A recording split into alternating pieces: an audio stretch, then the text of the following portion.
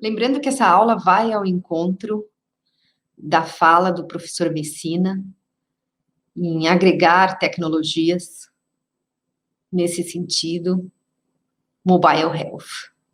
Agora a gente vai começar uma aula que o ponto principal é daqui 2, 3 slides. Mas porém, eu preciso mostrar para vocês alguns números importantes para vocês se situarem e para eu poder contextualizar esse cenário para vocês em termos de números, necessidades, justificativas, objetivos e metas. Mas, sobretudo, o cenário atual da saúde mundial. Então, vocês podem ver aqui o gráfico à direita, e a gente tem aqui alguns dados importantes, como as áreas rurais, também reforçado, corroborado pelo professor Messina, as áreas rurais no mundo inteiro enfrentam escassez crítica de médicos. Muitas unidades básicas de saúde não têm médicos, quiçá médicos especialistas, como cardiologistas, neurologistas, pediatras. A população idosa, adolescentes, mulheres, homens, crianças, neonatos, carece de um serviço remoto importante que possa prover acesso a serviços de saúde de qualidade. Então, especialmente a população idosa, de baixa renda e doentes crônicos, sofrem demais com a falta desses especialistas. O número de médicos no Brasil cresce, mas de uma forma desigual, sendo que a média de médicos para cada 1.000 habitantes é de 2,4. Já os Estados Unidos estimou que eles vão precisar de 2,3 milhões de novos profissionais de saúde até 2025 para cuidar adequadamente de sua população. Segundo o Fórum Econômico Mundial, quase 6 milhões de pessoas morrem a cada ano devido à falta de soluções de saúde de qualidade. E em alguns países, apenas 35% das pessoas recebem o diagnóstico correto para seus sintomas, o que provoca aumento de óbitos e disseminação de doenças. Nesse cenário, o mercado de mobile health, aplicativos móveis de saúde, cresceu de forma exponencial. E a gente tem aqui a definição da Organização Mundial da Saúde para mobile health, como o uso de tecnologias móveis e sem fio para apoiar a realização dos objetivos de saúde. Já o National Institute of Health, do governo norte-americano, define para mobile health o uso de dispositivos móveis e sem fio, telefones celulares, tablets, entre outros, para melhorar os resultados de saúde, serviços de saúde e pesquisa em saúde. Então, vocês estão acompanhando comigo o estado, o cenário atual da saúde mundial, especialmente no âmbito da atenção primária à saúde,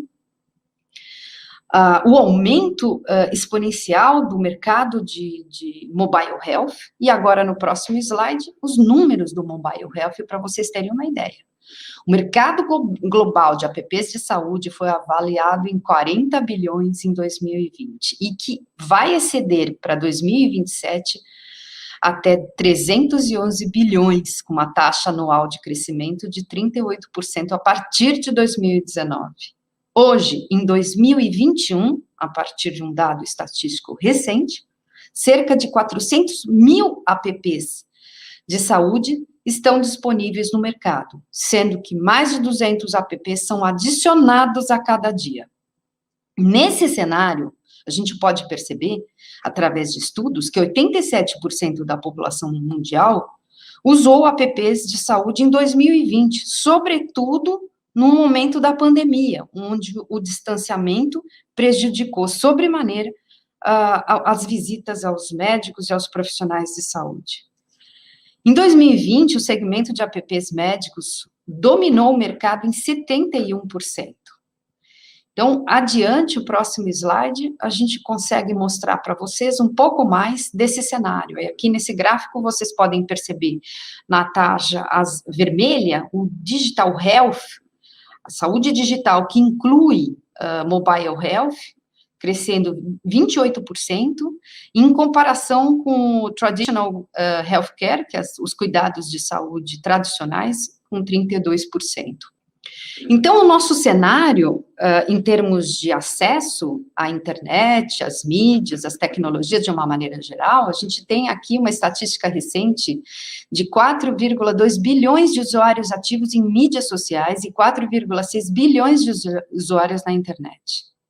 Aqui à direita, a gente tem essas estatísticas também bem recentes, 60% nesse cenário de pessoas conectadas. 60% dos pacientes consideram importante que seu médico o acompanhe remotamente pós-consulta. 80% gostariam de ver seus resultados e diagnósticos online. Já 60% apoiam a telesaúde, olá, professor Messina, e 71% gostariam que seu médico usasse app. Por fim, 90% tem metas de melhorias e deseja usar o app de saúde para alcançá-las. Aqui, novamente, na pandemia, levou um aumento na utilização de apps de saúde em todo o mundo, um aumento de 25% em downloads, haja vista o distanciamento social, especialmente no cenário de serviços de saúde. Bem, aqui a gente começa a conversar um pouco mais, e antes de entrar no ponto principal da aula, que eu já vou mostrar para vocês, eu também quero trazer algumas considerações importantes, como, por exemplo, o tripé, que se baseia a maioria dos apps de saúde.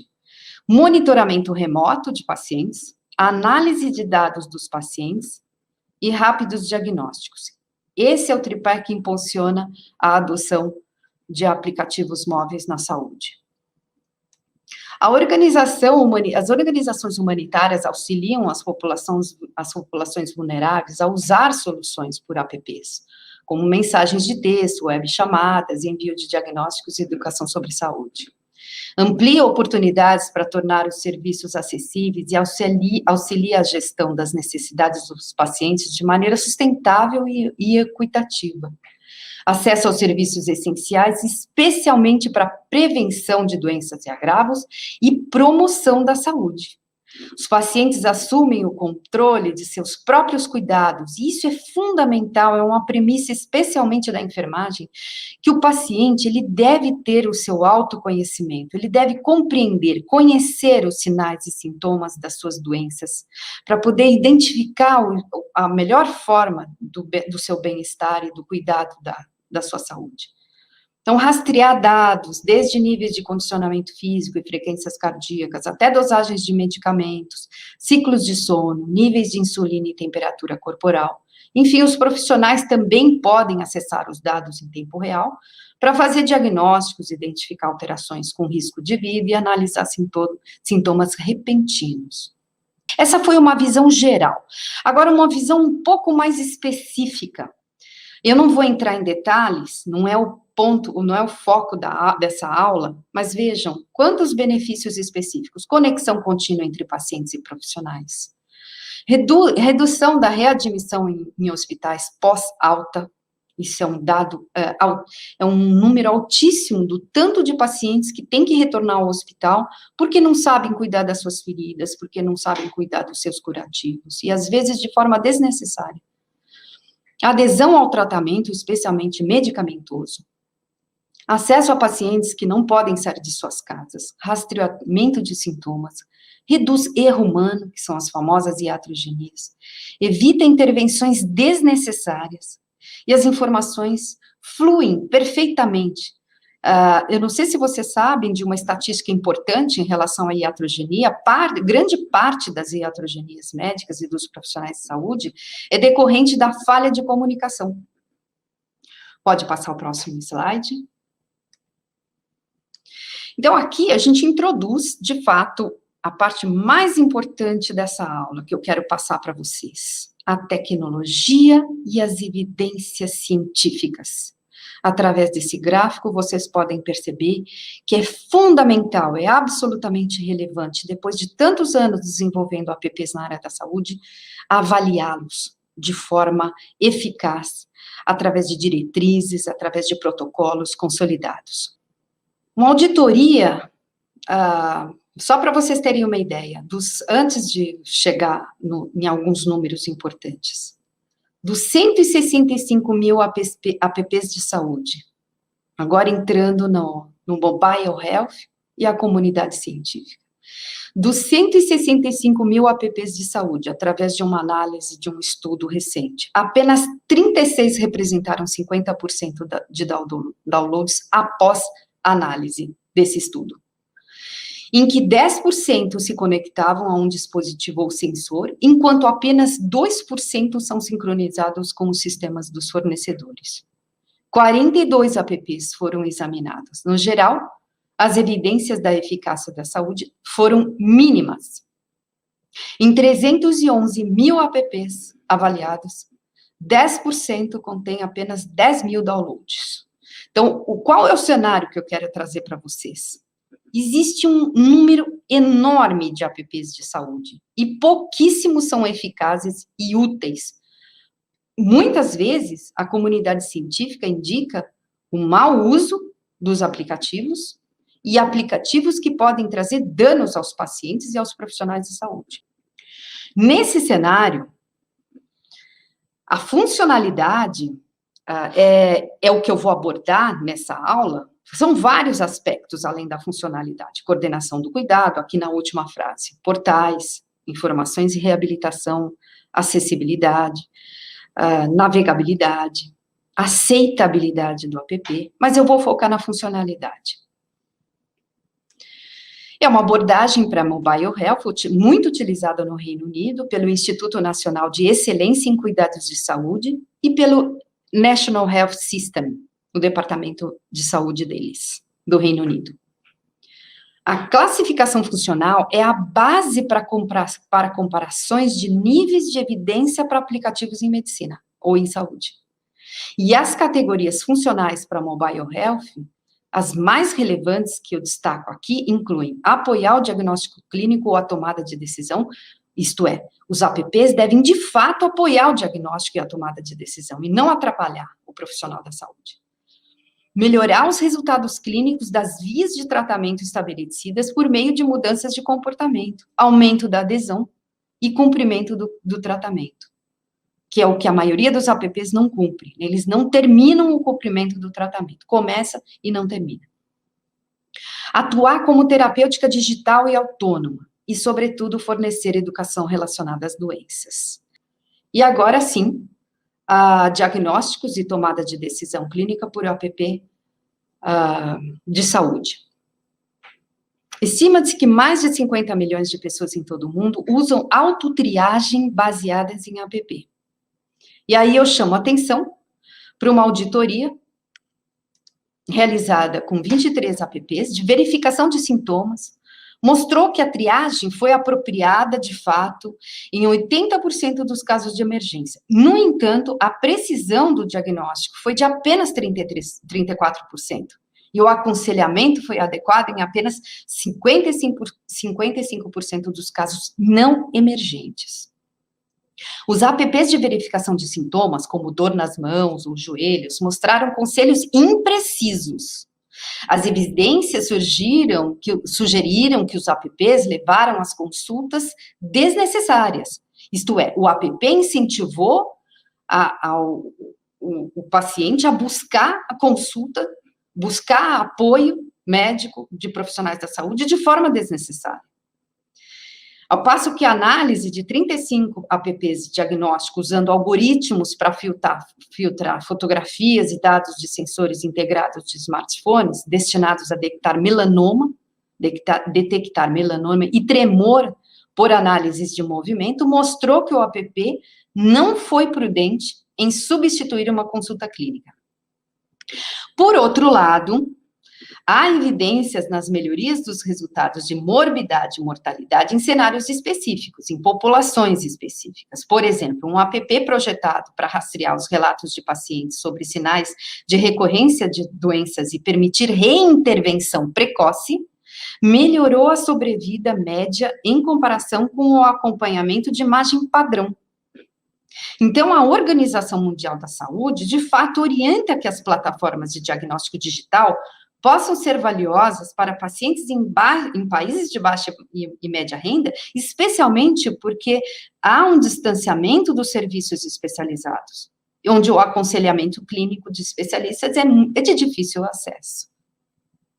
As intervenções de mudança de comportamento por meio de APP. Os APPs podem melhorar o envolvimento para prevenção e tratamento por meio de metas personalizadas, lembretes de dosagens individualizados e gamificação. Os APPs vinculados aos dispositivos vestíveis, o Wearable Technology, que monitoram a frequência cardíaca, por exemplo, o nível de atividade de exercício, costumam utilizar técnicas adicionais de mudança de comportamento, como comparação, competição, automonitoramento, mudanças fisiológicas e outras técnicas centradas na teoria cognitiva social. Estudos demonstram que a redução do IMC, o índice de massa corporal, com perda de peso foi muito maior observada quando os dispositivos foram usados de maneira ideal. E aí eu abro um parênteses para o uso eficaz do APP por parte de pacientes e profissionais de saúde. Benefícios também foram vistos com o uso de APPs de mudança de comportamento para impulsionar melhorias no controle glicêmico. No entanto, o desafio em alcançar melhorias sustentadas, sobretudo em longo prazo, não foi observado. Que isso quer dizer? Que os pacientes deixam de lado os APPs ao longo do tempo. Intervenções de mudança de comportamento baseadas em APPs também estão disponíveis para abordar a não adesão ao tratamento, estimada em até 50%. É uma situação gravíssima e recorrente. Há uma dificuldade enorme em adesão ao tratamento, especialmente medicamentoso e, sobretudo, nas doenças cujos sinais e sintomas são invisíveis, entre aspas, né? Eles não são percebidos pelo paciente, como, por exemplo, hipertensão arterial. Uma revisão recente identificou 704 APPs utilizando estratégias comportamentais para aumentar a adesão à medicação por meio de alertas, lembretes, registros. Houve feedback positivo dos pacientes sobre recursos como lembretes e medicação personalizada. No entanto, ocorreram dificuldades técnicas devido às falhas, vejam só, de navegação confusa, falta de flexibilidade das configurações para lembretes personalizado, que é outro dado importante que eu vou voltar, a personalização do APP. Já em outro estudo, observou que apenas 4 dos 805 APPs de adesão à medicação tinham evidências publicadas de resultados clínicos associados. Isso é muito importante, e eu vou voltar nessa frase. Evidências de alta qualidade de ensaios clínicos, randomizados, multicêntricos, surgiram recentemente, demonstrando o potencial das intervenções de APPs para melhorar a adesão ao tratamento de hipertensos e os resultados clínicos de cuidados perioperatórios após cirurgia abdominal eletiva. As terapêuticas digitais.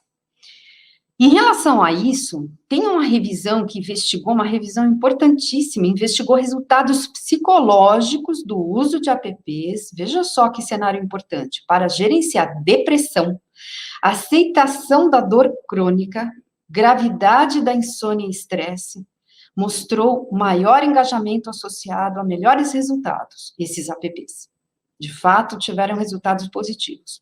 Outro estudo, em 2019, identificou resultados clínicos significativos na melhoria do gerenciamento da depressão, ansiedade, estresse, entre APPs versus grupo controle, com melhora associada à qualidade de vida, inclusive. Os APPs, eles têm um potencial de ser usados clinicamente para abordar uma gama mais ampla de condições de saúde mental e estão sendo investigados em ensaios clínicos. São estudos importantíssimos que visam condições incluindo depressão pós-parto, por exemplo, abuso de substância, acrofobia, enxaqueca. No entanto, a popularidade na loja de APPs, vejam só, geralmente não se correlaciona com a qualidade das evidências científicas dos APPs. Em relação ao APP na educação das doenças, um cenário importantíssimo, cresceu pouco, como vocês podem ver no gráfico ao lado, em relação a outras tecnologias, ou outras abordagens e outros cenários do mobile health. Em relação a esse cenário, um estudo recente avaliou pacientes com dor no joelho, com um conteúdo interativo antes de comparecer a uma consulta especializada. O APP melhorou o nível de conhecimento real relacionado à doença no atendimento clínico em 52%, e o conhecimento percebido em 22%. De fato, existem evidências preliminares, resultados preliminares, para apoiar o uso de intervenções educacionais em mobile health, em populações específicas, para pacientes, por exemplo, com doença cardíaca, inflamatória intestinal, fraturas pediátricas, e em pacientes com câncer. Esses cenários, de fato, foram estudados. A educação, por sua vez, sobre doenças, pode ter um valor para pacientes em regiões remotas, um valor importantíssimo, por exemplo, no cenário da atenção primária à saúde, e apoiar o autogerenciamento desses sinais e sintomas. Em grande parte, por exemplo, na África, a cobertura de telefonia móvel é forte, existem programas estabelecidos em várias áreas por lá. Uma pesquisa concluiu que as mensagens educacionais entregues a mulheres africanas no período pós-parto podem ter um valor altamente significativo no apoio à prevenção de complicações, como foi de fato observado em estudos recentes naquele país. O valor do mobile health foi explorado para fornecer educação durante esquemas de tratamento complexos, especialmente no caso de câncer, na área da oncologia, onde o tratamento de fato são bem complexos. No entanto, variações nas populações de estudo, como idioma, cultura, podem, de fato, impactar os resultados clínicos dos APPs. A nossa população, a população brasileira, é uma população que gosta de estar perto do seu médico. E se você, por exemplo, no Hospital São Paulo, nosso hospital escola, muitas vezes, sábado à noite, a gente tem o pronto-socorro lotado, mas são velhinhos que buscam uma conversa. Eles buscam companhia, muitas vezes não, eles não estão lá por saúde ou doença, eles estão lá por falta de companhia, e eles procuram um serviço de saúde para ter acolhimento. É importante observar, por outro lado, é importante observar o valor clínico das intervenções de saúde móvel para APPs de mudança de comportamento que tratam de condições crônicas. Em relação aos desafios em adotar uma abordagem baseada em evidências para uso clínico, uma pesquisa no Medline, o Medline é uma base de dados bibliográfica padrão ouro na área da saúde. Ela é importantíssima, ela traz norte para a gente, ela traz norte para tomadas de decisões clínicas, cirúrgicas, em todo o cenário, ela é importantíssima. Se a gente fizer uma busca no Medline com o termo mobile health, você vai ter um retorno de aproximadamente 30 mil artigos científicos. No entanto, veja só, poucos cenários clínicos mostraram o uso de APPs mobile health, apoiados pelos mais altos níveis de evidência. Poucos estudos estão registrados no banco de dados clinicaltrials.gov. É um menu. Na verdade, ele é demonstrado por um menu. Ele é um banco de dados de estudos multicêntricos que estão acontecendo hoje no mundo. E que você pode entrar e observar todos os estudos, ler, incluindo aqueles que têm resultados preliminares, que já foram publicados e que estão em andamento. Ele faz parte do menu do Medline Plus, do site do National Institute of Health, famoso NIH. E nesse clinicaltrials.gov eu fiz uma busca, muitos dos apps não estão disponíveis nas lojas iOS e Android, daqueles que estão sendo estudados, isto é, estuda-se, mas não aqueles que estão na loja. Já vou falar por quê, o motivo pelo qual isso acontece. Na maioria das vezes, por outro lado, os desenvolvedores de apps não realizam esses ensaios clínicos randomizados multicêntricos, prospectivos, de pré-mercado. Esse é o ponto principal dessa aula, está nessa frase. São longos intervalos de tempo entre o recrutamento, publicação, implementação do estudo. Há um alto custo e protocolos rígidos de estudos para avaliar um APP na área da saúde. E um estudo randomizado controlado, de fato, não é o desenho de estudo ideal para a investigação da eficácia desses apps. Usuários de apps autosselecionados não representam a população mais ampla de pacientes para validar esses apps. Por outro lado, desenvolvedores de apps estão sob intensa pressão de investidores para demonstrar o seu crescimento do produto em curto prazo. Portanto, há falta de evidências publicadas sobre a usabilidade e aceitabilidade de apps na área da saúde para diferentes populações de pacientes. Veja que interessante, o papel do profissional da saúde em auxiliar os seus pacientes a obter valor nos apps de saúde. Existem milhares de apps de saúde, mas apenas uma pequena fração é apropriada para uso clínico. É um desafio identificar apps que agreguem valor ao atendimento ao paciente, em parte porque os padrões para aprovação são diferentes em todo o mundo. Nesse cenário, existem 23 diferentes critérios para avaliação de app. Muitos, os apps no cenário dos populares, entre os pacientes, não são vistos como de alta qualidade pelos profissionais da saúde.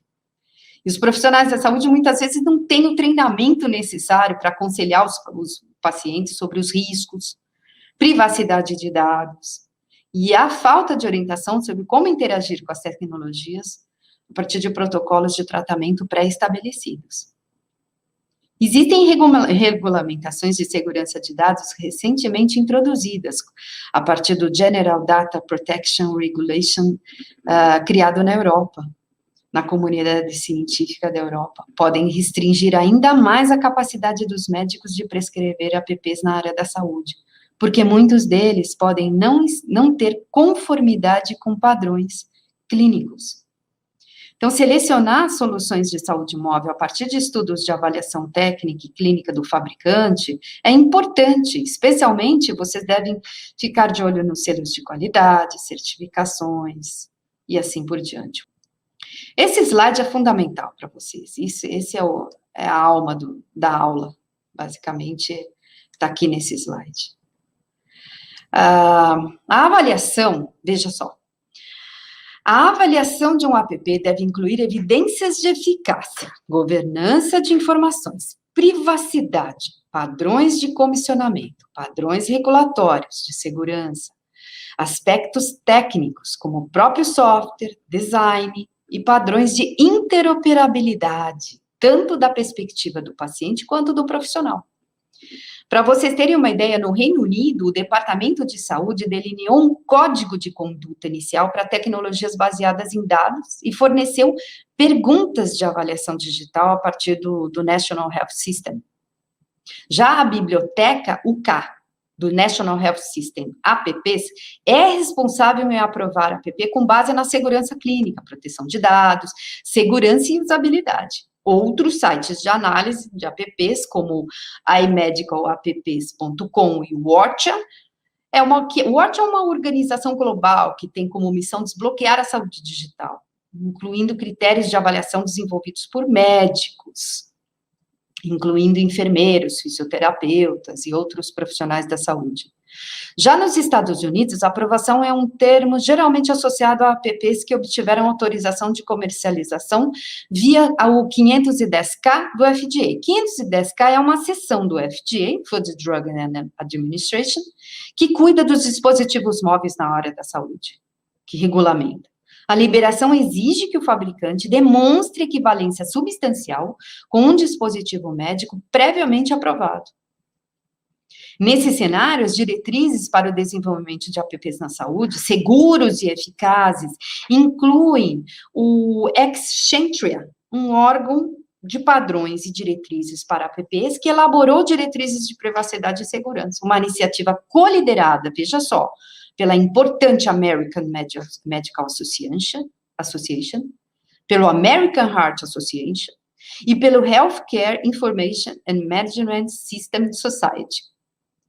Já no Reino Unido, o National Institute for Clinical Excellence, NICE, encomendado pelo National Health System, usou uma abordagem baseada em risco e função em sua evidência para eficácia, onde os padrões de evidência clínica exigidos para o produto específico são determinados pelo nível de risco apresentado por sua funcionalidade. Veja que importante isso. E, por fim, uma iniciativa chamada 20th Century Healing Act. O que é essa iniciativa? Ela foi projetada, sobretudo, para acelerar o desenvolvimento de produtos médicos e obter novos medicamentos e tratamentos por meio de um desenvolvimento mais rápido.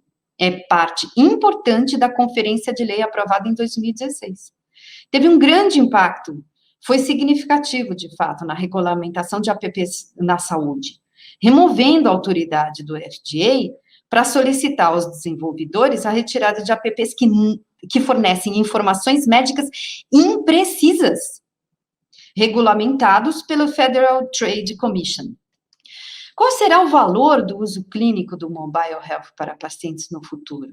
Veja, é importante salientar um exemplo do CVS Health. A recente decisão da seguradora de saúde norte-americana CVS Health em financiar o Sleepio, que é uma terapia digital para pacientes que sofrem de insônia, é um grande avanço em direção à integração da saúde móvel aos cuidados de saúde convencionais, que é o que necessita nesse cenário do mobile health. De fato, interoperabilizar os cuidados de saúde convencionais com as tecnologias.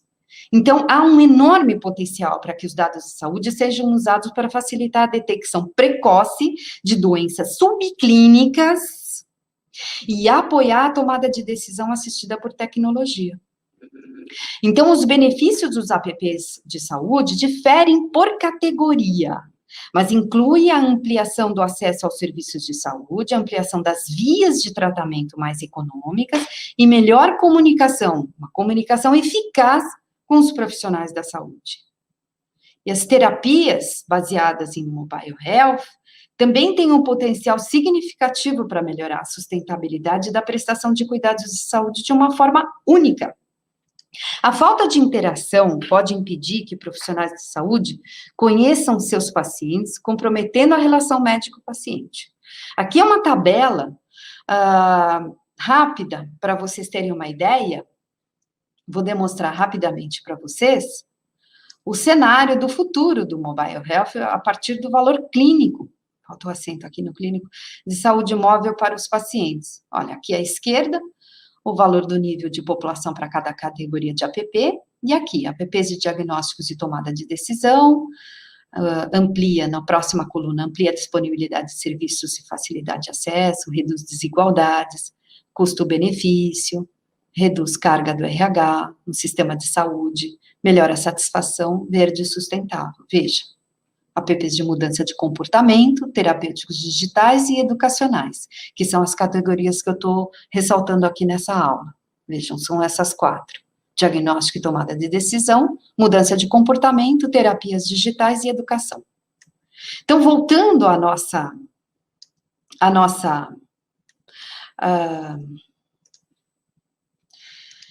veja que eu insisto nesse slide no aspecto segurança e privacidade.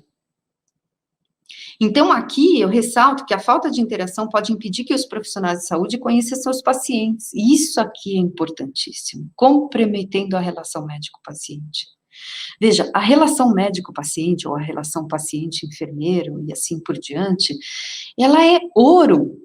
Ela faz parte dos resultados eficazes. Ela está diretamente relacionada à eficácia dos resultados de saúde. A relação médico-paciente é importantíssima para o prognóstico das doenças e dos agravos. A multimorbidade, isso eu quero enfatizar. Vejam, a multimorbidade pode complicar, entendam comigo, as abordagens de autocuidado devido às diretrizes de prática clínica complexa e frequentemente conflitantes, onde prioridades concorrentes que os pacientes de saúde e os profissionais de saúde e os pacientes enfrentam. Isto é, veja, aquele paciente que tem um APP móvel auxiliando todo o contexto do cuidado numa situação de diabetes vai conflitar se ele tiver outras comorbidades, como hipertensão e doença coronariana. Percebe que se eu estou com um app orientando, auxiliando o aspecto todos os aspectos relacionados ao cuidado da diabetes, eu vou precisar necessariamente que esse app considere que esse paciente também tem hipertensão e doença coronariana. Percebe onde está o conflito? E as diretrizes da prática clínica, que são complexas, uma vez que o paciente pode ter síndrome metabólica, isto é, várias comorbidades associadas. Então, incorporar uma abordagem centrada no usuário para desenvolver, refinar ferramentas de saúde é fundamental a fim de garantir o alinhamento com o contexto do usuário subjacente e os processos relativos ao suporte de autogerenciamento. É, portanto, necessário ampliar o escopo de ferramenta para permitir uma maior personalização do conteúdo e promover um atendimento orientado aos objetivos personalizados e adição de recursos, como comunicação segura entre pacientes e provedores por meio de ferramenta, conectividade com outros apps de saúde. Enfim, esses são alguns aspectos que estão sendo considerados em termos de refinamento das ferramentas, mas especialmente as comorbidades que os pacientes têm. Próximo slide, tá no fim. Olha, e essa figura mostra exatamente o que eu estou falando em relação às comorbidades. O paciente pode ter problema cardiológico, gastrointestinal, neurológico, pode ter câncer, problemas psicossociais e geriátricos. Então, quais são os desafios do ponto de vista técnico e clínico? Tanto pacientes quanto médicos devem reconhecer que a natureza do apoio do autocuidado que um paciente requer varia de acordo com sua complexidade médica e social, e eu incluo cultural, bem como sua prontidão para a mudança. Será que esse paciente está pronto para realizar mudanças de comportamento através do uso de app? Então, a eficácia do app por aí cai por terra, se ele não estiver pronto para isso. Deve haver maior alinhamento entre a capacidade da ferramenta e o contexto do autogerenciamento, subjacente à luz da natureza complexa e em evolução das necessidades de autocuidado para pacientes com comorbidades, multimorbidades. Reconhecer o contexto da prática e integrar melhor a ferramenta ao fluxo de trabalho, isto é, vinculação com registros médicos eletrônicos e consistência com procedimentos de definição de metas usados na prática.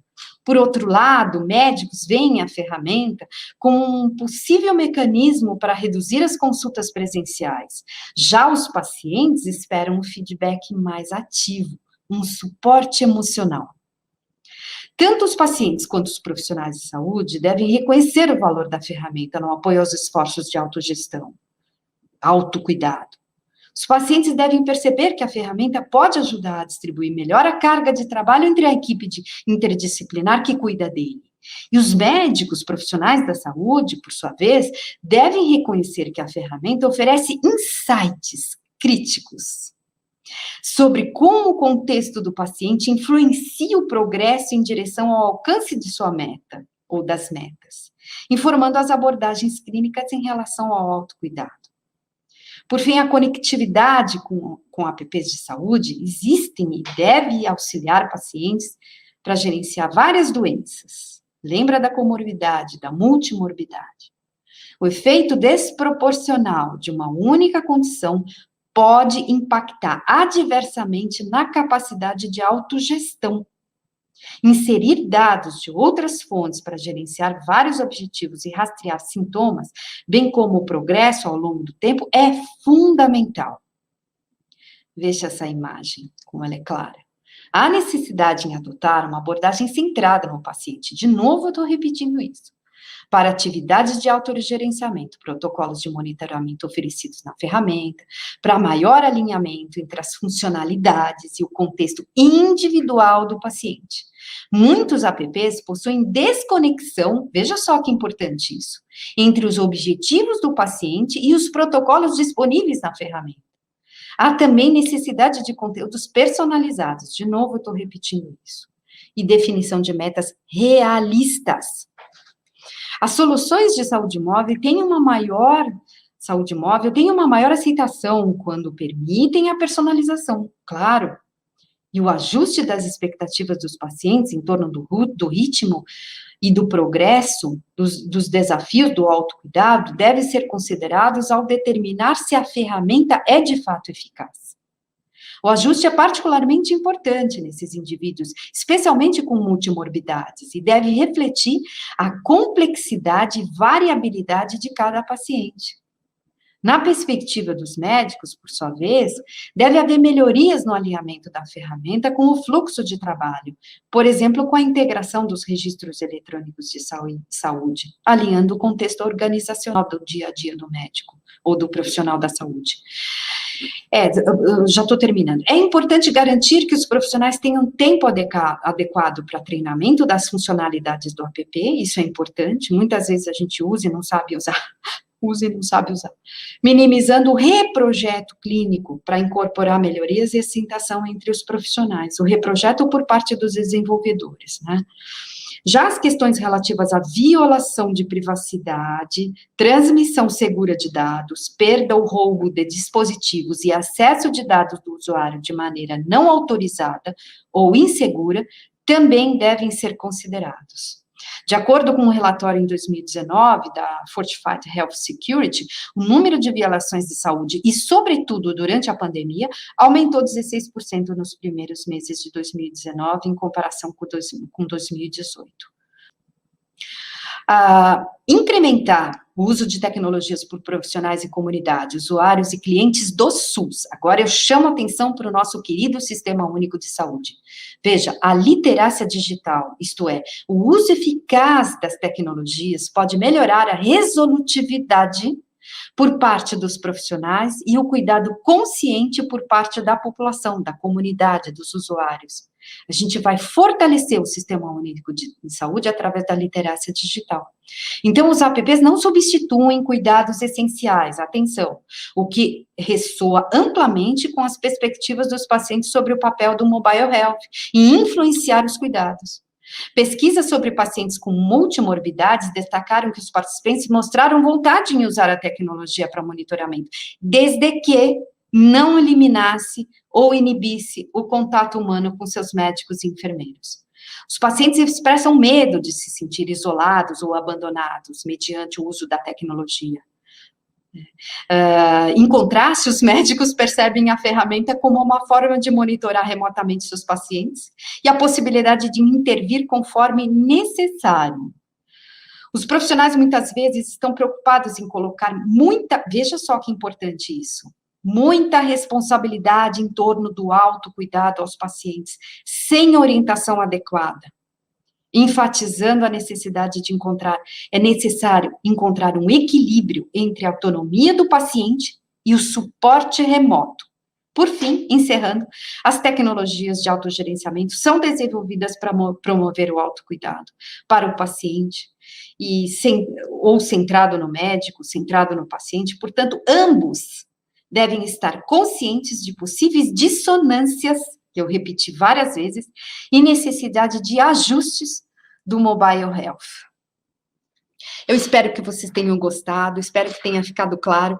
É uma preocupação importante, minha especialmente, em relação ao desenvolvimento de mobile health. Muito obrigada.